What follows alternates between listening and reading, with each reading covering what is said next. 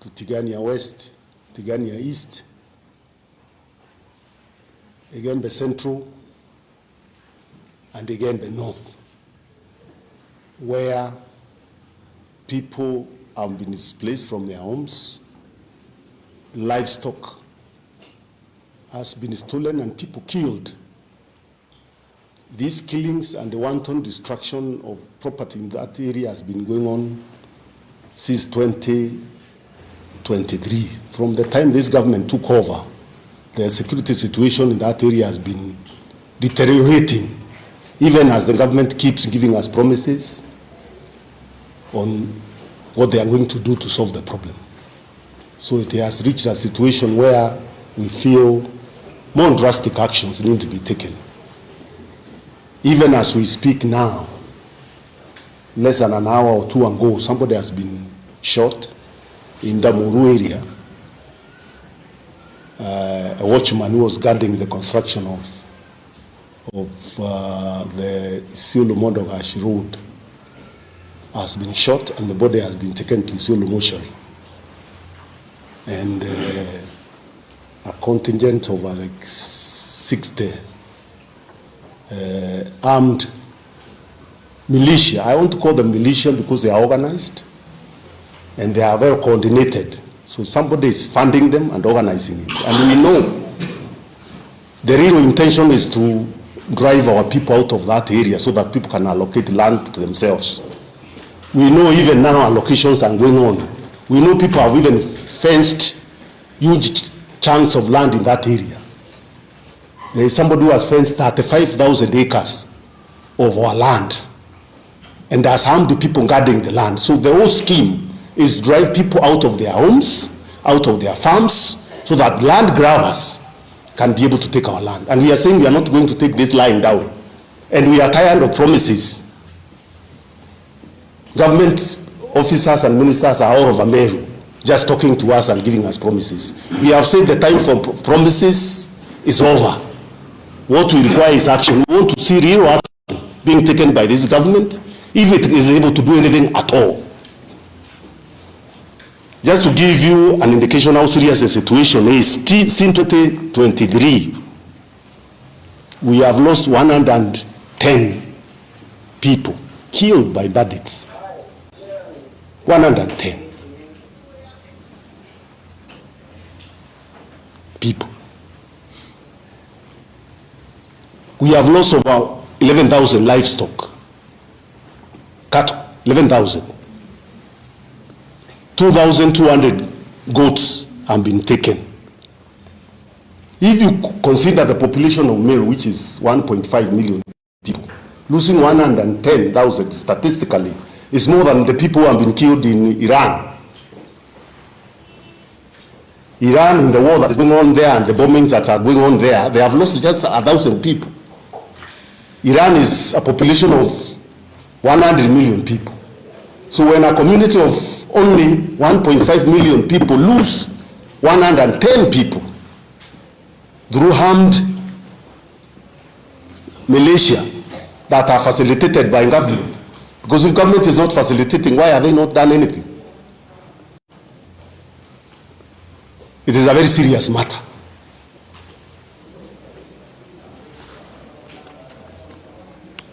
So we have sat down with this team that is here and we have discussed these issues and we have said that enough is enough. We cannot continue handling this issue as if it is a light matter. We are tired of government coming to do diversionary meetings here. How do you come and inspect a market? You are coming to inspect a market when there is a crisis, a security crisis in the county, instead of going to the area where there is a problem to address that problem, inspecting markets? How do you come and celebrate a water day? First of all, in an area where there is no water, you've not even sunk a bore in that area. And the whole area, people are mourning. People are mourning. They have not even buried the loved ones. You are celebrating water day. Are you crazy? There is something wrong with this government. There is something thoroughly off with the fellows working for this government. And we are also tired with these members of parliament who keep telling us about 2 fingers or 1 finger. We don't care about fingers. You can raise 20 if you want, if you have them. What we want is government to take action to deal with the insecurity in this county once and for all. And we are giving them 1 week. Yes. 1 week. We are giving this government 1 week. Today is Sunday. So Monday next week, because this is Sunday this week, Monday next week, we will be announcing to you the drastic actions we want to take if nothing serious has been done by that time. So we want to give them 1 week to bring back all the livestock that has been stolen from Meru County. We want also the government to escort all the illegal hunters, because we know they are all over there, who come from other counties, who are grazing in Meru. In other counties, for example, the neighboring county, if you don't come from that county, you cannot graze there without a permit. That is the law. Yes. You move your livestock to another county, you are required to have a permit, because you could also be spreading livestock diseases in that area. So Meru cannot be an exception to that rule. So we are saying those who are grazing here in Meru don't come from Meru County to be escorted by the government. And we are asking the government, in collaboration with the leadership of Meru, to set up a committee. We want a committee to be set up that will sit down and gather the information and they work out modalities of compensation to the families who have lost their property, and also assistance to families also who have lost their livelihoods and their loved ones. And we want that committee also to be set up within this 1 week. If these things are not done within the coming 1 week, we will announce to you the civil actions that will be taken as the people of Meru.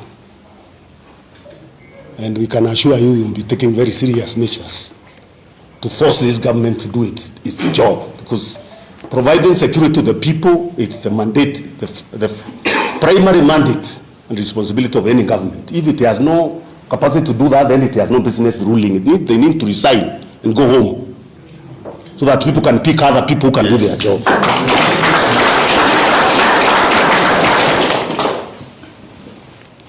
We will also work out with the families that have not yet buried their loved ones to delay the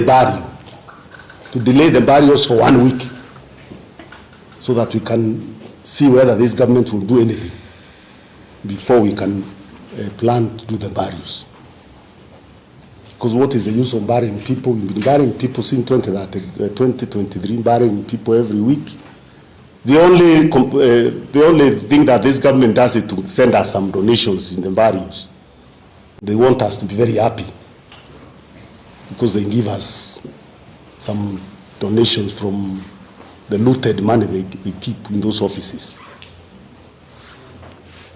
So we will ask those families to bear with us for 1 week that we have given the government. Then we can be able to announce the way forward. So that is what we wanted to tell you, unless you have questions. But before you ask the questions, I will give 1 or 2 people an opportunity to say something. I want the former majority leader, Victor Karevi, to say something.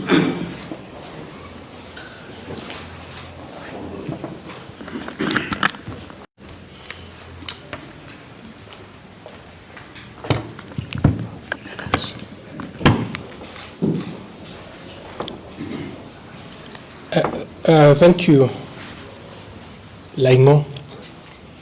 I just want to also add the fact that what is happening in Meru is not an issue of incitement, because we've seen a senior leader in this country alleging that politicians are the ones who are inciting the public against a sitting government. we want to call upon the state, please go and verify that indeed there are bodies out there, including today. We have a body that have just been transferred to Isiolo morgue, and all these cases that have been reported are real. These are not fabricated stories. We have real herders, we have livestock that have been lost, and therefore what we are calling from this government is to take the people of Meru with the seriousness that we deserve. We are taxpayers. This is what we've known as our livelihood all along, and if they don't understand the magnitude of what they are doing to the people of this region, they ought to know that out of the 9 constituencies in Meru, 5 of them are seriously affected. Bor is affected, Tigane West is affected, Tigane East is affected, Igembe North, Igembe Central, and therefore this is an issue that requires not just mere roadside declarations of this and the other. So just like our leaders said, in a week's time, every Meru person will be out and they will see things they have never seen before. Let's have Pius also say something. Thank you very much. As you have heard, Wameru leo wameongea na hapa tutaki mchezo. We have lost of our 10 people. It is not in drama anymore. The PE and the somersault from this government is not accepted any further in our county. Sindio Wameru? Yes. And at this point, we are not going to miss our words. As our party leader said, His Excellency, we are going to take stand action against this government. I'm calling all the young people. Our mothers have been raped, our fathers have been chased, the community has left their properties. So we have it's a party day for the thieves who are in this government. And what we know is that they are preparing to steal our land. Let them know this is the last call we are doing here, that this county is our county. We will protect it by all means that it calls us to do. Sidio? Yes. And I think at this point in time, let me say, vijana mujipange ground. Thank you. My name is Pius Kinyumutua. Thank you. James, yeah. Yes. 1 minute. Okay, thank you. My name is James Mugambi Mungadhe, MCA Karama Ward. We want to tell this government that they have neglected our Meru people. For the last 3 years, we have experienced a lot of cattle rustling and the killing of our people. Our people even cannot farm their land, and we are telling them, let them take action within that 1 week. Otherwise, we will take a stand action whereby we are going to express our opinions in other ways. So we request the government, within 1 week, we want to see action being taken, not side shows. They have been promising us for a long time, and we have lost a lot of lives, and we want them to take action. Thank you.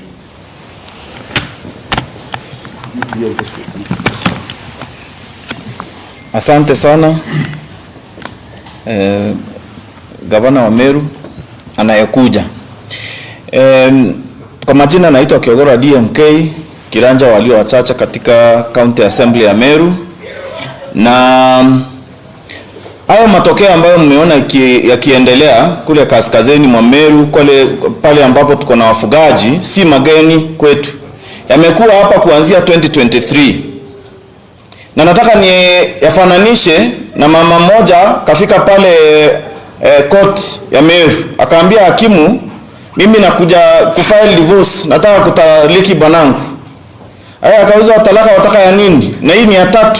Ushapewa ya kwanza, ushapewa ya pili, hii ni talaka ya 3 natafuta. Shida yako ni nini mama? Kasema bwana wa kwanza nilimtaliki kwa sababu alikuwa anatafuta hela. Akasema haya, akaambiwa haya basi wa pili ulimtaliki kwa nini? Akasema wa pili na yeye alikuwa ananipiga tukashindwa kusikizana. Akaambiwa sawa sawa, tunaelewa. Sasa akauliza huyu watatu talaka ya nini watafuta hapa kotini? Akasema huyu watatu ni supporter wa UDA. Anaongea mingi, lakini kwa nyumba kuna kazi. 2023 wakasema wanakuja na drone kuangusha huku ati watapiga hao watu wanaibia watu ng'ombe zao na kuua watu. Hakuna kitu. Miaka imepita 3. Hao wa UDA tu hawa. Naibu rais anakuja anasema jana anasema tupatieni wiki 2, tunajua kuna kitu. Hii serikali ni talaka tunaenda kuipatia kabisa. Na 2027 hii serikali tutatoka nyumbani. Kwa sababu ni kuongea toka anamwambia bibi, wewe bibi wacha nitakupiga mpaka nitakupatia kazi mpaka utaingia kwa wheelchair. Wapi hakuna kitu kwa nini? Sasa hiyo ndio serikali tuko nayo. Bure kabisa kuongea tu wakiwa juu ya magari. Sijui wana launch market. Market ni kazi ya counties. Wako hapo juu ya magari wana launch market. Sasa ni maendeleo wanatuletea Meru. Watu wetu wanauliwa ati sasa wanasema 2 term. Mnataka kupigiwa kura na watu waliokufa? Mnataka mpigiwe kura na nani? Mnataka kuondoa watu kwa mashamba yao ndio muweze kuchukua mashamba yao kule kwa Lapset. Leo sasa mnatuambia ati 2 term. Nyinyi mwaka ujao, nyinyi wote ni talaka hao watu wa UDA. Na watu wanaanza kusema hapa ati 2 term. Waende nyumbani, waende wasiende. Asanteni. Bwana Kadhara. Jina ni Muti Kadhara, na cha muhimu kwa leo Meru imeongea. Na yale yote yamezungumzwa hapa, tumepeana wiki 1 ng'ombe zirundi. Ya pili, hii mambo ilianzia kitambo sana. Tumesema kuhusu hizo constituency 5 na tunajua pia huku chini kutoka South Imenti, North Imenti, Central Imenti kumekuwa na shinda ya mipaka. Tumeona police station ambayo ilikuwa imejengwa na governor wetu hapa Munya. Alikuwa amejenga hospitali zilichomwa, watu wakauliwa. Hakuna chochote kilifanyika. Sasa ndio tena wanaenda huko wanatuambia watatuma drone. Watatuma drone za kufanya nini? Hatutaki mazungumzo tena. Wiki 1 wakuwa wamefanya kazi, ng'ombe zimerudishwa. Na wale wafugaji wako huko warudishwe mpaka kwao. Thank you. Dr. Sarah. Asante sana. Let me say that we are here today as a symbol that when you come together as leaders, a lot can happen. We are living at a time when we are seeing a country that is really shameful to the people whom they are supposed to represent. Today is a national shame for Kenya. It's a national shame and an indication of a country with a government that has failed its people. Here we are talking about 5 constituencies out of 9 who are affected. And who are the most affected? The women. I haven't seen a case where, until maybe before, when we used to be told the stories of banditry, where they used to come and they take the cows and they take the women. But it's happening now. Cows are going, women are being raped, women are also going. And when you listen, you start asking, do we really have a government? Do we have a government that cares for the vulnerable in the society? We are being told that if you find anybody who looks like a bandit, go and call some WhatsApp number in Nairobi. We are here in Meru, in a place like Umukum. You are telling the women there, when you see somebody like banditry or bandits who are normally there, and by the way, they are there during the day. As the women are farming, they are telling us they can see people on the hills. And they know those people are waiting for the night to fall, and then they descend on them. That time, we are saying we have government. What kind of government do we have? If you call them, you are told to call a WhatsApp number. The woman you are telling to call a WhatsApp number, she doesn't have a phone. She doesn't even know what that WhatsApp number is. Is this a government that is in touch with the reality of the people that they really lead? Is then the government in touch with the reality? No. So we are asking for one thing, which we want. Who are financing these bandits? Who is the commander of these bandits? These are very young people. According to those who are there, young people who have been given rifles and they kill without any discrimination. They are the ones who are raping the women when they are farming. Now you ask, who is the financier? Don't start coming to tell us that this is an internal job. It's not an internal job. We are not ourselves who are having the bandits. But these bandits, we want to have investigations done. Who is behind the bandits?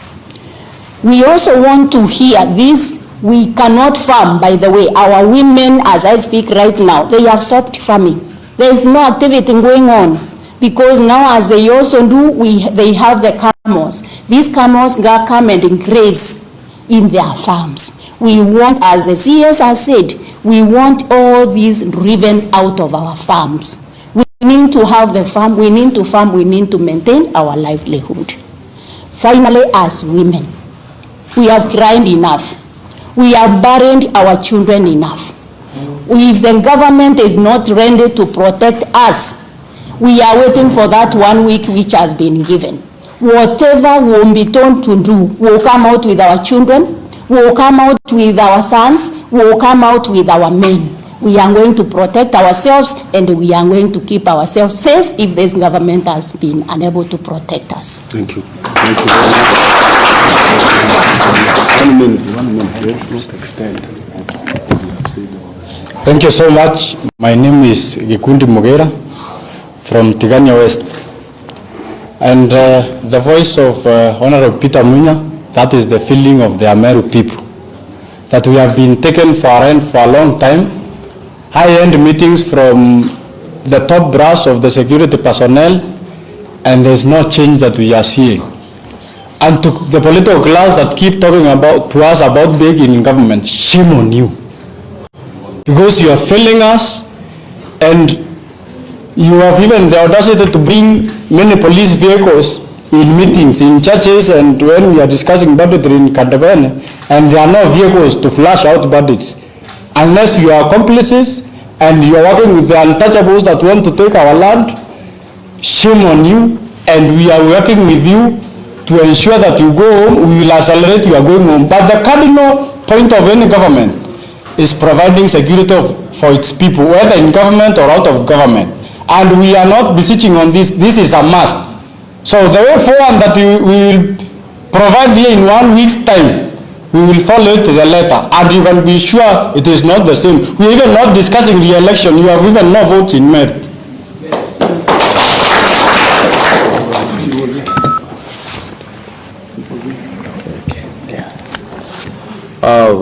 Members of the state, His Excellency, we are basically seated here talking about the supreme role of the government to its people. And we are not ready to continue discussing it. Kasongo and your people, you are the one who are stealing our cows. We are not hiding it. Yeah. You, Kasongo, and your son, you are the one who is stealing our cows, and we know it. So go tell your son to stop stealing our cows and supplying them. We are asking you one question. Tell your Sophia to stay in Nairobi. We don't need him in Meru. Today, I'm coming from Lunyusabu. Yesterday evening, the cows were stolen there. People were hurt. And today, in the same body, where Tangura is Thanksgiving at Kerua, our own member, our own speaker of the assembly. Kasongo, we are telling you, we don't need your people in Meru again. I am ready, His Excellency, and this team, hiji ndakacha Meru. Toerende wekira maida tutuike maida inyabatu. We are ready to go out there and fight because we can do it as Meru. Tole atana twinde. Otemu kiriote aja. We will do it coming time. Asante sana.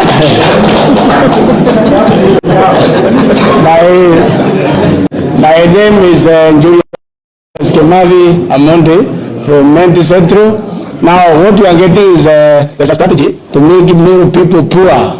One thing, in the grazing zone where we have this insecurity, there is no farming, children are not going to school, women are being abducted.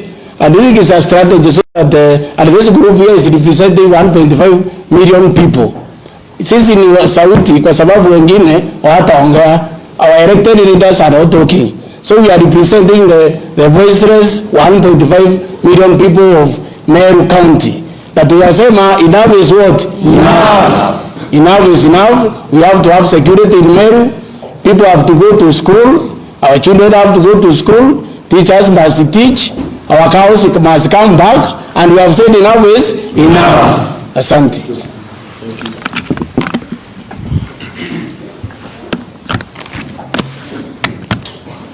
Nafikiri mmesikia vile tumesema. Tumeadhirika ya kutosha. Watu wetu wengi wameuawa. Mifugo yetu imeenda. Tumefanywa fukara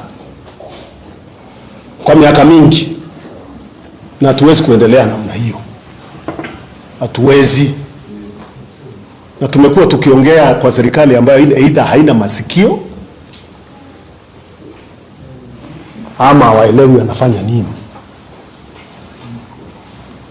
Nawaona huku wakizunguka na sarakasi. Watu wa sarakasi ndio tuliweka kwa serikali. Na kuja kukagua soko wakati watu wameuawa na ng'ombe zao zimeenda, na uendi huko kule watu wameuawa ni soko ukagua. Is that a very urgent matter? No. Na soko ni kazi ya county. Unakuja siwi mnafanya mkutano ya siku ya maji na hakuna maji mweka huko. Unaenda kule hakuna maji umeleta na watu wameuawa huko. You can see there is a serious disconnect. People are completely out of touch with reality, these people. And I think the time has come for us to just tell them we are tired. We are tired of their gymnastics. We are not going to continue wasting our time with them. So if within one week, hiyo tumepeana, kama hayo tumesema hayatakuwa yamefanyika, do wait for our civic action. Very serious. Katuko tukunoa ntorea Meru. Tukunoa. Na tukairwa ati baba kwa rivu au insight yantu. No raisa eta antoreto akili. Tutukwenda nonsense. We are tired of that nonsense. Grown up speaking like kids when very serious matters are being discussed. The incitement. How do we incite a bandit in the forest? Does even speak your language? Kato kuwa baritenguira baandikirwe ithirika twaringire kura bakaria antu na baritira antu ngui yethiro barema ile ume ofisi ne ubange boku me ofisi ne yu lakini batutere ita na tutakwenda kwa romanto achi arabili kana kimwe hiyo hatuna haja na hiyo baba tuire nao kutagwe na bona onke oto angono bai hii tarikuthira ndio tukakubali karibu ya kubitie. Unaelewana? Wote na ganya ko teanira. Wanjiru tira ibo katika nembi. No tu kumi yake na tuitite miaka 5. No tira nembi. Ate antu bakwambira. Kama ambire ko Oruare. The insecurity and the killing of people has been systematic since 2023. Varios all the time. Tukua tukunua na tukwa na ntuko tukwa na kiumia kimwe. Thirikari ichokie ng'ambe chetu irete na itakwenda kama 2023 ichokwe antu baraba kuri ya nao batuba kuma county ya Meru. Sheria ya Kenya iliwa mtu alidina kuiko ukenda kwa ng'ambe chetu ita county ngi kawaya wa permit mtu kuinganisho ya quarantine na kuingilia mirimo ya livestock ya mifugo. County isio luteta kuridhia kwa tena permit neto tumie county Meru ya kwa nini mtu ende roho uma na kuridhia county ya Meru na baba kuridhia no boga ibaithete amba baba kura antu tuku to wandu moire china ng'ambe ile na Rwanda ro Meru ile itecha Meru county chizamwe thirikari thamwe twathi kabila na ngui mana Rwanda wani saidie buri saidie tiania na Rwanda ro tiania na Rwanda ro ende na andu muru na uko kuonde Rwanda ro na aratu ikakia ng'ambe baba ina kamera naona ng'ambe che kuma ome ya Meru thirikari ya mbiru sithamia thai tutekwenda kwa wango tukunua no tumesemania tukwenda msanga ngo tumesemania antu baraba urairibo kuyobera boro kaira ng'ambe eta wire ng'ambe tuchieno ina tio antu 60 baina michinka bamura na dhaili na ntiri yantu watu mairo kama tatu na wiki bai na kama tatu na antu named antu 47 baunangi mauru bangi bakunanga njara ichionje na mwekuru mwibibiro na kama tu waitwa noe nyamba bau tukunoa na tutukwenda ndo alia ringi ito nataka ya chukika kayuke tumya kiki tiere kimwe wero tubu tukabwithia twabonia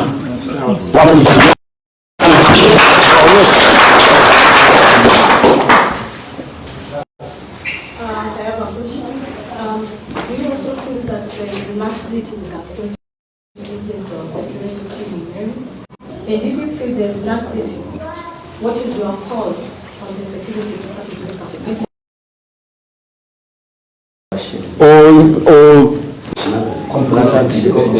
Complacency, even probably collusion between them and the thieves.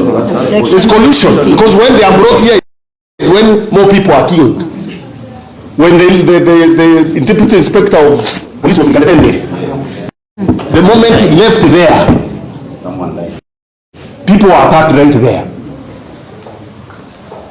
So I don't think it's just laxity.